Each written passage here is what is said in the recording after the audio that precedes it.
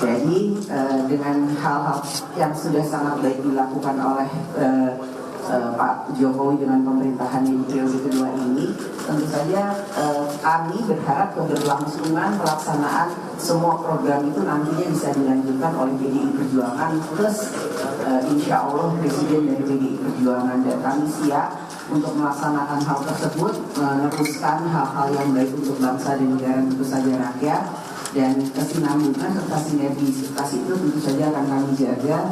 Dan salah satu hal yang akan dilakukan yaitu melalui rakernas ini bahwa akan ada sinergitas, keberlangsungan, kesinambungan apa yang sudah dilakukan oleh Presiden Jokowi dengan pemerintahannya di periode 1 dan periode 2 dengan nanti pasca tahun 2024. Itu sebagai pengantar yang bisa kami sampaikan, dan proses pemilu tetap akan dilaksanakan, tahapan-tahapan pemilu 2023 ini juga sedang dilaksanakan, sehingga menuju tahun 2024 pemilu tahun 2024 insya Allah akan berjalan dengan baik, lancar, jujur, adil, dan yang pasti santun dan bergembira. Pesta demokrasi rakyat adalah pesta untuk rakyat yang bahagia, senang, damai, tenang, jadi nggak gontok-gontokan, nggak ribut, dan tapi berjalan secara damai. Itu pengantarnya. Ada pertanyaan bisa ditanyakan kepada yang ada di sini juga kepada Pak Ganjar.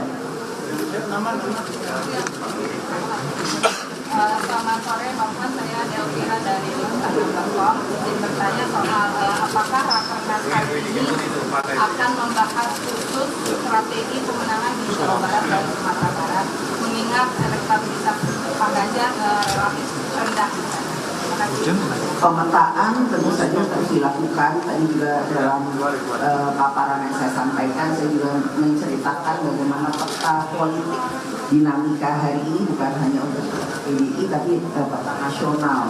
Begitu juga tadi Pak Ganjar sudah menyampaikan setelah beliau ini pergi keliling daerah, beliau concern bahwa membangun bangsa dan negara itu tidak bisa hanya dilakukan sendirian, tapi tentu saja bersama-sama, solid, bersama, bergabung bersama dengan rakyat, bergotong royong bersama dengan rakyat.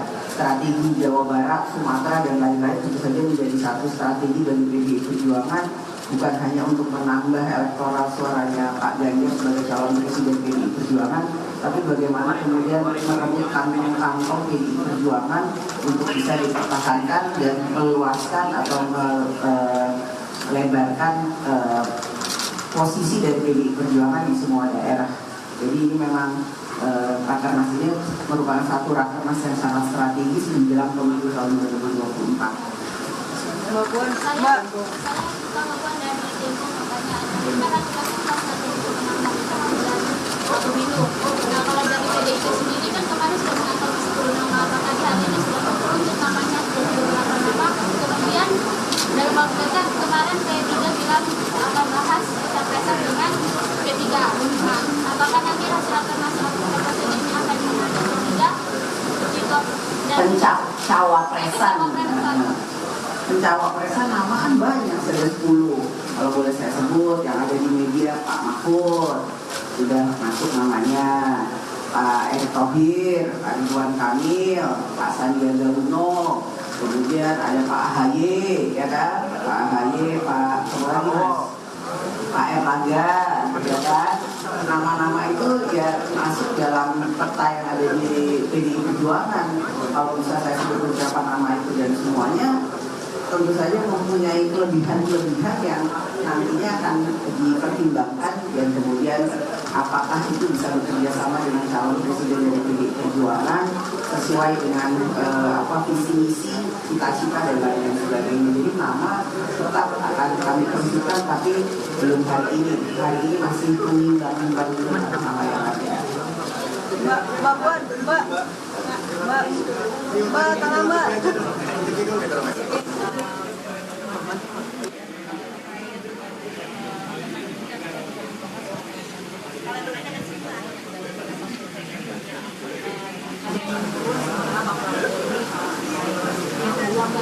Kalau soal wacana penolakan Mas Kaisang sebagai wali kota Bogor dari PDIP, apakah optimistis untuk bisa berat bangkit gitu?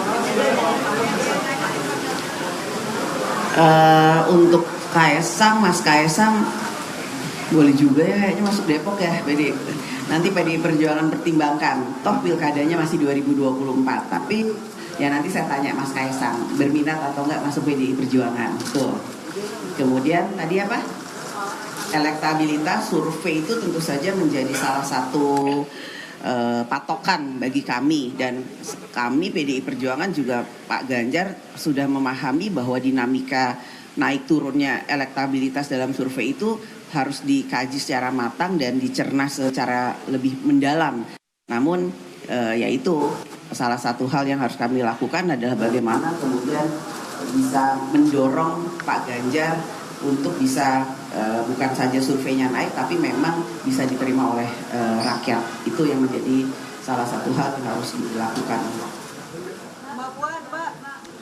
Saudara, itu tadi beberapa keterangan yang disampaikan oleh Ketua Tim Pemenangan Ganjar Pranowo, Puan Maharani, di sela-sela Rakernas PDI Perjuangan, saudara, yang digelar hari ini.